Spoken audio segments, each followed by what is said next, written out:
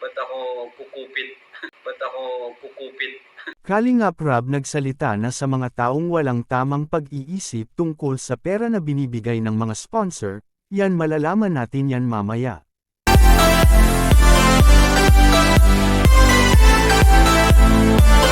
Isa na namang mapalang araw po sa inyong lahat mga kalingap, sana po ay lagi kayong nakatutok sa aking ginagawang reaction video. At kung nagustuhan nyo naman po ay sana wag nating kalimutang mag-like at subscribe sa maliit na channel na ito.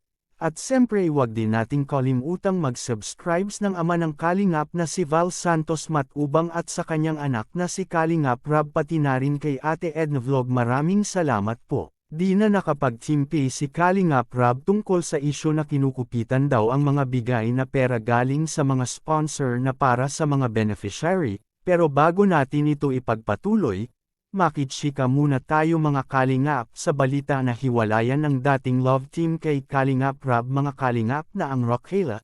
Alam kong marami sa atin ang nanghihinayang ngayon sa tambalan na ito mga kalingap. Sapagkat alam naman natin na marami ring mga kababayan ang napasa nito at pinakilig ng husto sa kanilang tambalan. Kaya sari-sari ngayon ang mga komento sa live kay Kalingap Rob kahapon.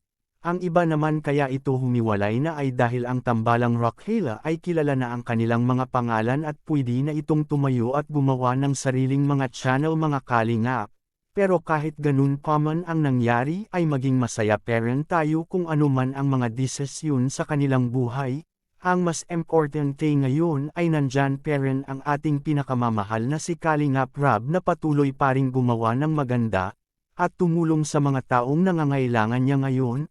Kaya di tayo manghihinayang doon dahil buo pera ng Team Kalingap mga kalingap.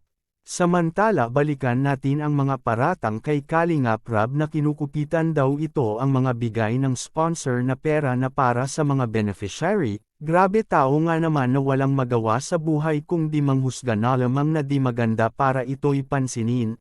Na di man lang nakikita ang mga magagandang nagawa kay Kalingap Rob mga kalingap sa mga taong kanyang natulungan ngayon. Dahil kung ginawa iyon kay Kalingap Rob ay sana wala sigurong pabahay ngayon sa kanyang mga beneficiary. Na lahat ng kanyang mga beneficiary ay napagawa na niya ito ng magandang bahay at tinutulungan pa niya ito na makatapos sa pag-aaraw mga kalingap. Tapos sabihan lang nila ng ganun-ganun na lang kaya ang mga taong ganitong mga pag-uugali ay di umaasenso sa buhay dahil sa kanilang mga gawain na di maganda.